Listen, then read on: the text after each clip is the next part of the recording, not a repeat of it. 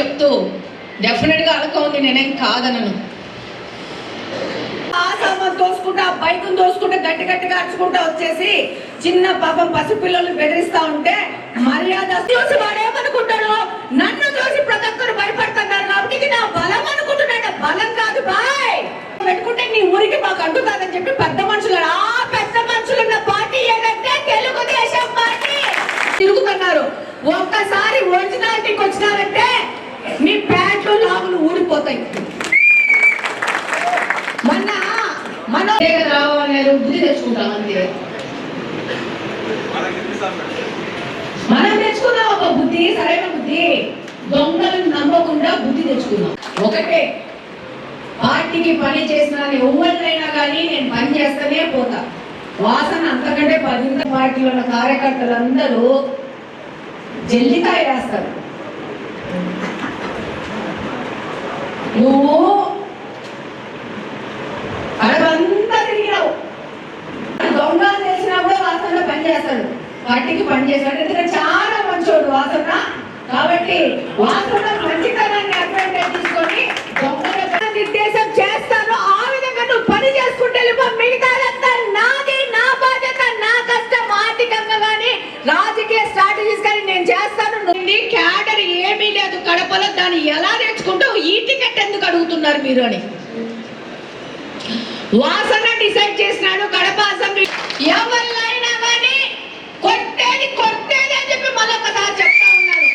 కొట్టేవాళ్ళు ఇంకా పెంచుకుంటా పోవాలా? ఆడు మాట్లాడతాడు 13 సంవత్సరాల నుంచి అధికారంలో ఒక తల తిక్క ఒళ్ళు పొగురు పట్టినోడు మాట్లాడతాడు.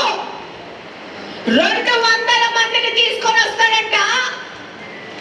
తెలుగుదేశం వాళ్ళకి దాచుకోవడానికి, దాక్కోవడానికి స్థలాలు ఉండవంట.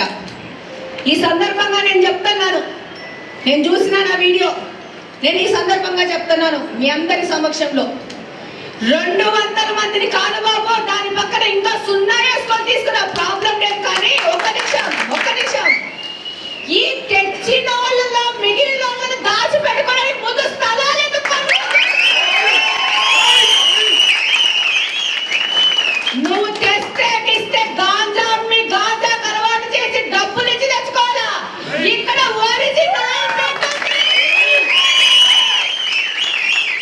మా కడపలు నిన్ను గొడ్డలేడు తీసి ఊరొదిలి పారిపోయి చేయకపోతే ఆ పని చేస్తే మళ్ళా ఇక్కడ తెలుగుదేశం పార్టీ పేరు తెలియజేస్తా ఉన్నా. తెలుగుదేశం పార్టీలో నిన్న ప్రతి ఒక్కరు ఈ యొక్క కడపలో ఒక సమస్య వచ్చిందంటే రోడ్ల మీద నిలబడి ఈ రోజు పని చేస్తా ఉంటారు.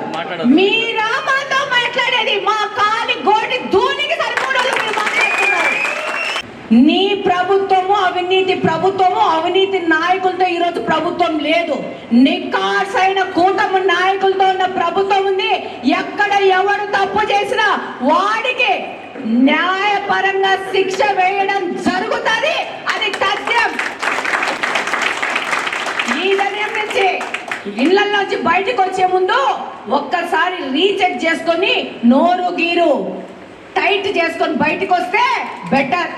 వదిలే పరిస్థితిలో ఎవరు ఉండద్దని చెప్తున్నాను. ఏం వాడికేం 2 కొమ్ములు లేవు మనల్ని పొడసడానికి. మనం లాగి దవడ మీద ఒకటిస్తే గింబలు తిరిగి కింద పడిపోతారు. వాళ్ళ మీద కేసులు పెట్టారంటే అల్లల్లాడిపోతున్నారు. డెఫినెట్ గా పెడతాం. మేము కొవ్వొత్తులు వెలిగిస్తే కేసు పెట్టాం, మేము పేపర్లు చించితే కేసు పెట్టాం, మేము రోడ్డు మీదకి వస్తే కేసు పెట్టాం. నేను ఒక మహిళని 2023 సంవత్సరం 8వ తేదీ రాత్రి అంటే 9వ తేదీ పొద్దునికి నేను ఒక ఇన్ఛార్జిగా నన్ను అనౌన్స్ చేస్తే నా మీద ఈ రోజు 6 నుంచి 7 కేసులు పెట్టిన వాళ్ళు మీరా మాట్లాడేది బేవకూఫ్లు. రోడ్డు మీదకి వచ్చిన వాళ్ళ మీద కేసు పెట్టాను. దురదురము మేము 10 సంవత్సరాలు ఈ పోస్ట్ చేసాము, 10 సంవత్సరాలు ఆ పోస్ట్ చేసినాము. కానీ వాళ్ళనే వైజాగ్ లో చెడ్డీల మీద పోలీసులు కట్టిన చరిత్ర కూడా ఈ కడపలో ఉంది. అట్లాంటి మనము రాజకీయాల్లో నిలబెడితే ఈ కడపను ఇట్ట కాకుండా ఎట్ట చేస్తారని ప్రశ్నిస్తా ఉన్నాను. అట్లాంటి ఒకరినే మొన్నే కూర్చి దింపినారు మనందరూ వాళ్ళు కనుక.